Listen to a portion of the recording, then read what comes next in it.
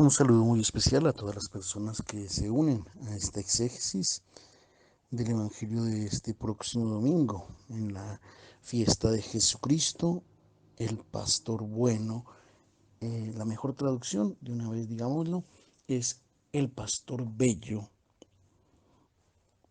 Vamos a tomar para esta reflexión 4 versos nomás, son simplemente 4 versos que nos presenta la liturgia en este domingo y que ya nos dicen qué es lo que este pastor bello significa o debe significar en la vida del cristiano.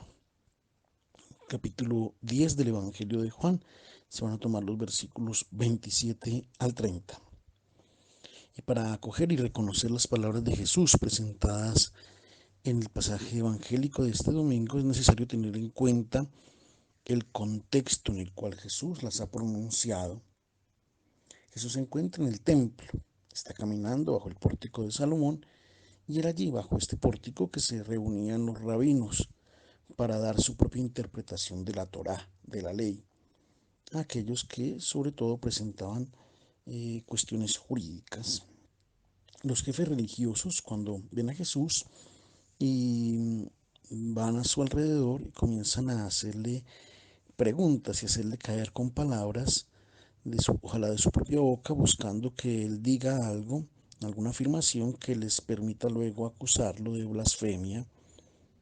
Ellos ya han decidido quitarlo de en medio y entonces quieren hacerlo caer. Están en la fiesta de la dedicación, la Hanukkah en hebreo, que es una de las fiestas, que es la fiesta de la luz. Tanto en tiempo de Jesús como hoy, esta fiesta duraba 8 días y celebraba la purificación del templo. Hacia el año 165 había sido realizada por Judas Macabeo. 165 a.C. había sido realizada por Judas Macabeo una inmersión en el templo, es decir, una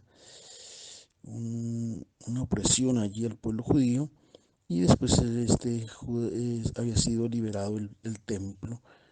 Eh, lo había librado Judas Macabeo de la servidumbre de los reyes seleucidas que lo habían profanado este templo. Todavía hoy, para esta fiesta, la ciudad de Jerusalén resplandece de luces.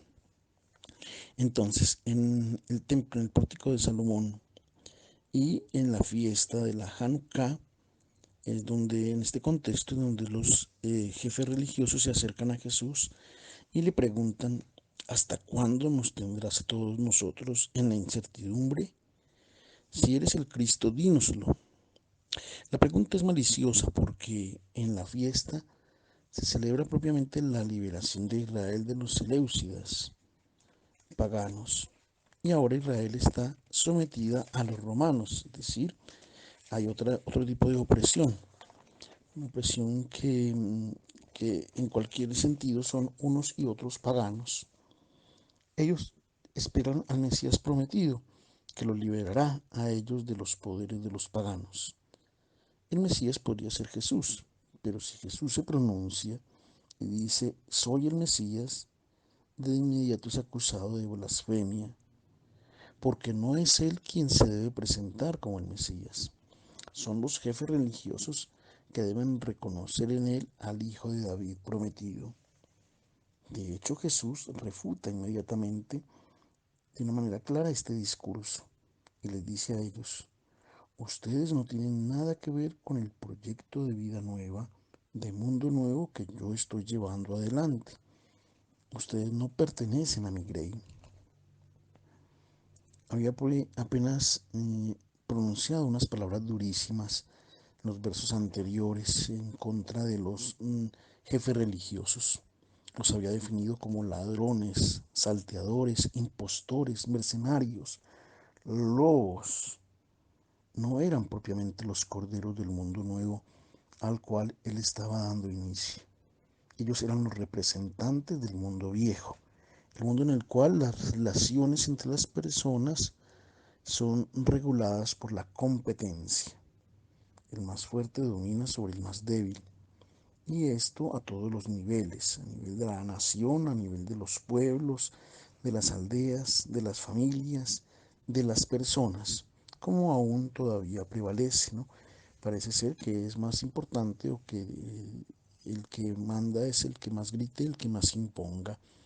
Quien manda es quien tiene el poder, es el más fuerte, y los demás deben estar sometidos a esta ley del mundo antiguo.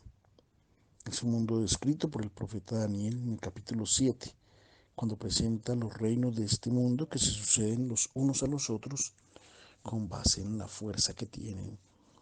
Es el reino de las bestias, no es el reino del mundo querido por Dios. Todos los soberanos de la antigüedad eh, no deseaban otra cosa que ostentar su poder, su fuerza, su violencia. ¿Qué es el hombre en este mundo viejo? ¿Cuánto vale el hombre? El profeta Amós dice, vale menos que un par de sandalias. Es así como el profeta Amós y los demás profetas dan el valor de la persona, de lo que significa para estos poderes la persona. Jesús en el Evangelio dice, el hombre a veces vale menos que una oveja. Claramente Israel esperaba un Mesías que cambiara el mundo y que introdujera el reino de Dios. Pero el pueblo de Israel entendía que este Mesías debía ser un dominador, uno más de los mismos, aquellos que estaban acostumbrados a ver. La diferencia estaría en que ahora pues el pueblo de Israel al tener este dominador serían entonces ellos los dominadores al lado de este hijo de David. Y es por esto que a la pregunta, ¿tú eres el Mesías?, él cambia inmediatamente el discurso y va a lo concreto. El Mesías que ellos tienen en mente no tiene nada que ver con el mesianismo traído ahora por Jesús. Los versos anteriores han marcado que el nuevo reino que ha venido a instaurar en el mundo no es un poco diferente al que ellos tienen en mente. No, es totalmente diferente. Es lo opuesto al reino de las bestias. Es totalmente al revés. En el primer puesto, en el nuevo mundo, Jesús está dando inicio. Jesús está dando inicio, no estarán los opresores, serán los pobres a quienes se debe servir. Este es el reino nuevo que tiene en Jesús al pastor y que precede y guía a quien acepta y acepta, a quien acepta su propuesta de un mundo nuevo, el pastor bello. En el Apocalipsis, en el capítulo 7, se nos presenta este pastor que precede a los que se adhieren a su propuesta de mundo. Y es llamado Cordero. Esto es hermoso porque el pastor que guía a estas ovejas que lo siguen, él mismo es un cordero. Es decir, no es que se imponga sobre los demás, sino que acompaña, que guíe, que protege, que cuida a sus ovejas, como también lo vemos en el Salmo 22. Él es el que los lleva por verdes pastos, que cuida, que las protege, que las conoce. Los jefes religiosos no siguen a este cordero, son otros los pastores que ellos siguen, son aquellos que siguen el criterio del mundo antiguo. Jesús ha aclarado de inmediato que ellos no pertenecen a su grey y ahora podemos leer entonces qué se espera, qué espera Jesús de aquel que acepta pertenecer a su grey. Leamos entonces el verso 27 nuevamente. Los jefes religiosos, los jefes políticos no pertenecen a la grey de este cordero, un cordero que dona la vida. Ahora ellos que acogen su propuesta de mundo nuevo tienen una relación especial con este pastor. Tres verbos identifican, caracterizan la relación entre el pastor bello y sus ovejas. Hoy es la fiesta del pastor bello, que es una persona bella, aquella que nosotros vemos resplandecer en Jesús de Nazaret. Jesús ha venido a hacernos esta propuesta de mundo nuevo, la del hombre auténtico, que es el hombre que ama. Se le puede seguir o se puede hacer como aquellos jefes religiosos que preferían continuar con el mundo viejo. El primer verbo, muy importante, sus ovejas escuchan y reconocen su voz. Este verbo, Shema, es importante en la tradición religiosa de Israel. La oración que 3 veces todos los israelitas, 3 veces al día, ya en tiempo de Jesús debían recitar era el Shema. Israel, escucha Israel, el Señor es el único Dios. Amarás al Señor tu Dios con todo tu corazón, con toda tu vida y con todos tus bienes. Según la Sagrada Escritura, la relación entre Dios e Israel no está caracterizada por la visión o por el éxtasis, como sucedía en el mundo griego, sino por la escucha de la palabra del Señor. El Dios de Israel es diferente de los otros dioses. Zeus no hablaba a su pueblo, no estaba envuelto en la vida de los que lo veneraban, totalmente apartado. El Dios de Israel está envuelto, es el Dios de Abraham, de Isaac, de Jacob, relacionado directamente con las personas y las quiere felices y les indica con sus palabras el camino de vida. El Dios de Israel es un Dios que habla e Israel está invitado siempre a escuchar. En el libro del Deuteronomio aparece más o menos unas 100 veces este verbo Shema, escucha. En el Deuteronomio, en el capítulo 4, Moisés dice al pueblo en el Sinaí: ustedes han escuchado el sonido de su voz. No había ninguna figura, era solamente una voz. Escuchar es lo que caracteriza la relación de Israel con el Señor. Y Jesús ha crecido en esta espiritualidad.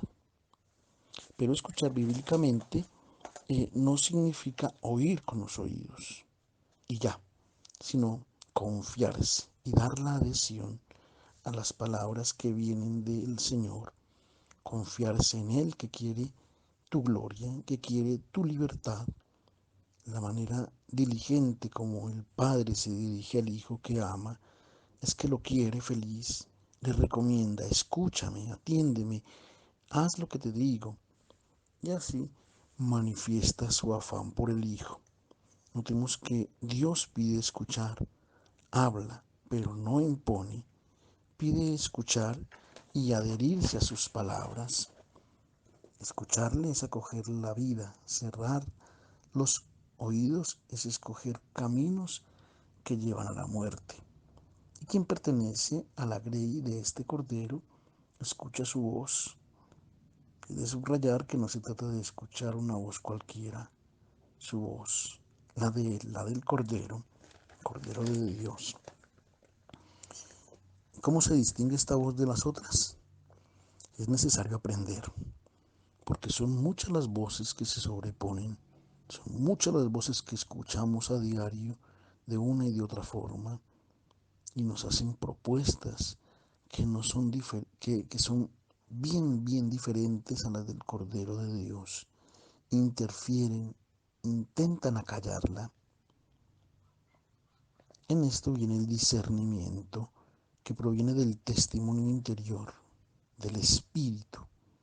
Nosotros hemos sido creados buenos y si no corrompemos nuestro corazón, el espíritu es quien nos dice cuando escuchamos una palabra y nos dice que es la del Cordero. El espíritu dentro de nosotros nos dice: Él tiene razón, escúchalo a Él, porque son palabras de vida. También este Shema, esta palabra de escuchar, tiene consonancia con el verbo obedecer. Cualquiera que escucha la palabra de Dios, la entiende, la discierne en su corazón, se ve implicado, se ve llamado directamente a obedecerla, a seguirla. Hay una de las bienaventuranzas Dice, para aquellos que tienen el corazón puro, recordémosla, dice, bienaventurados los puros de corazón, porque ellos verán a Dios. Podríamos parafrasearla más o menos así. Bienaventurados los que tienen el corazón puro, porque sabrán reconocer la voz del Cordero. Es una voz que nos da testimonio de la verdad y nos propone una luz que trae consigo el amor, la bondad, la verdad de Dios. Y debemos aprender a escuchar esta voz y a distinguirla de las otras y escucharla en sentido bíblico. Esto es, adherirnos, obedecer, seguir la propuesta del Cordero, la que Él nos hace, y ahora entonces pertenecemos a este proyecto del mundo nuevo. El segundo verbo, yo las conozco. El verbo conocer debemos entenderlo en sentido bíblico también. No es solamente un conocimiento de tipo intelectual. El verbo conocer en sentido bíblico implica una relación de intimidad. Conocer en la Sagrada Escritura indica la comunión de vida del esposo con la esposa, que cultivan los mismos sueños, los mismos proyectos. Ellos se conocen e incluso se refiere al encuentro conyugal. Se dice conocimiento porque es un intercambio de amor, de donación de uno al otro. Es una comunicación. Si falla esto, no es una relación humana, es un descubrimiento recíproco. Y Jesús emplea este verbo conocer para mostrar la plena comunión de vida que hay entre Él, el Cordero, con los demás corderos, con los que han acogido su propuesta. Sería como el signo del enamoramiento de Cristo. Nosotros hablamos de cristianos, de discípulos de Cristo, que escuchamos algunas personas que dicen somos cristianos, pero no practicantes. Esto no es posible. O estás enamorado de Cristo y por tanto lo conoces y Él te conoces. Y entonces hay un encuentro de amor íntimo, una comunión de vida con Él. O entonces no podríamos llamarnos cristianos. Esto implica una intimidad, enamorarse. Un tercer verbo, ellas lo siguen. ¿A dónde va este cordero? Él tiene una meta, el don total de sí mismo, donar la vida. Seguirlo significa entonces es ir junto a Él, tomar la decisión de no replegarse más sobre uno mismo, sino de pensar siempre en el bien y en la gloria del hermano, donar la vida, la dirección que el Cordero nos indica. Esta está bien trazada. Es necesario ser su oveja para recibir de Él lo que ahora Él nos promete. Leamos ahora entonces los otros versos del 28 al 30, donde está lo que Él nos promete. Ya hemos visto tres verbos que caracterizan la relación entre las ovejas y el pastor.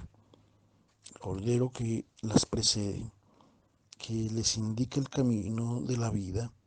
Y ahora entonces hay tres verbos que indican las promesas que el pastor bello hace a aquellos que lo siguen. Primera promesa, yo les doy la vida eterna. El término empleado aquí no es bios, nada de biológico. Esto lo hemos recibido, esta vida biológica la hemos recibido en esta creación material.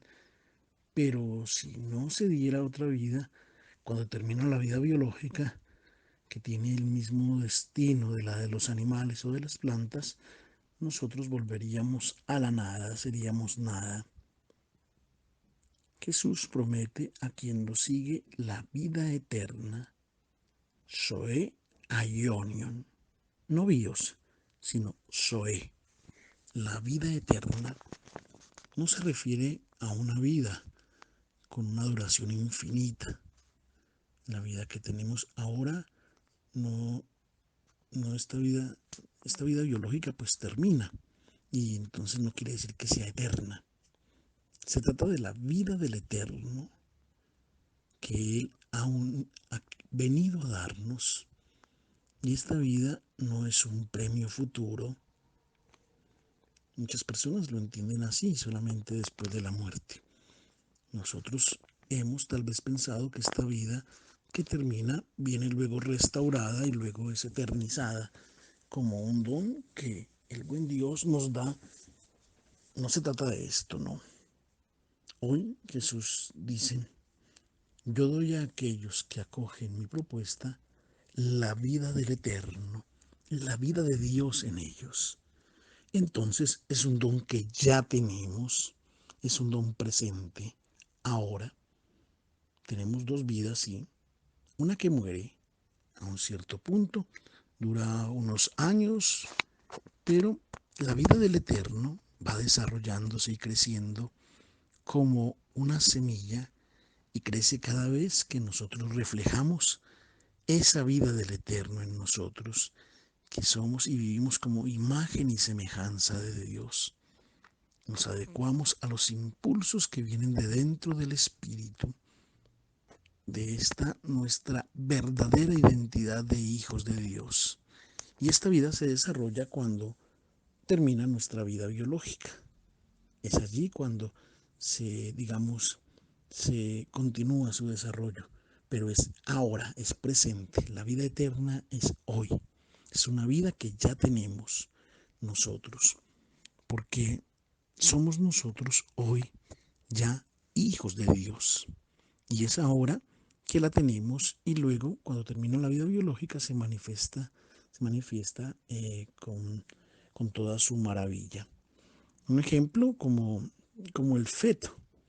El feto ya es una vida.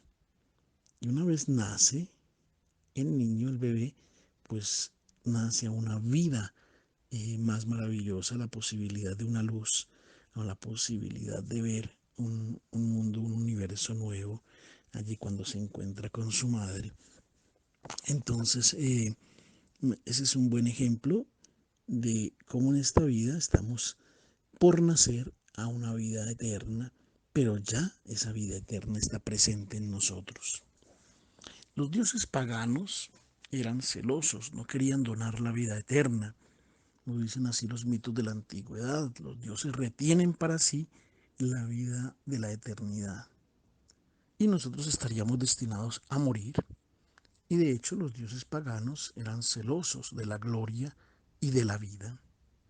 El Dios bíblico, por el contrario, envuelve en su Zoé, en su vida eterna, al hombre que ha sido creado para esto. Él lo ha creado para donarnos su propia vida. De otra forma no tendría sentido esta creación. Un segundo verbo, no podrán de ninguna manera morir. No las dejará morir. Ninguna migaja de amor morirá. Es en este sentido. Todo el bien que hagan, todo lo bueno, todo signo de amor, toda migaja de amor que realicen estas ovejas, el Señor no lo dejará morir. ¿Cuál es nuestro miedo? Nuestro miedo es que viendo esta vida que va pasando, nos vamos volviendo viejos y entonces vamos diciendo esta vida se está acabando y queremos retenerla.